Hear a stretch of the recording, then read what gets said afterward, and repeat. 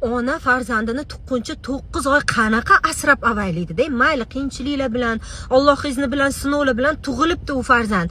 Reanimatsiyaga tushdi. Reanimatsiya o'zi nomi bilan reanimatsiya. Ana kuni bordim, shunaqa chaqaloqli ko'p endi yig'layapti, anular onalari bu yoqda hali qo'liga olmagan. Adani endi tasavvur qilaveringlar. Erkak kishi ko'z yoshini ko'rsatmaydi, lekin bundoq qarasanglar, bilasizlar-ku, ana odam ichidan nima o'tayotganini. Oila a'zolari bilan qancha odamlar kutib o'tiribdi-da, u chaqaloqlarni cho'silar intizor bo'lib. Lekin bu apam qachon zayavka bersa, vaqtlar bo'lsa ko'rar ekanlar. Shuncha kun seriyozniy problemada chaqaloq yotibdi, bir marta kirib ko'rishga vaqtlar bo'lmabdi. Siz Maldivdamisiz yo Bodrumda dam olasizmi? Yo обязательно siz ko'rishingiz uchun kattaroq qanaqadir tanish bo'lish kerakmi? Mana men boraman hozir. Bizning orqamizdan ancha-muncha tanishlar boradi.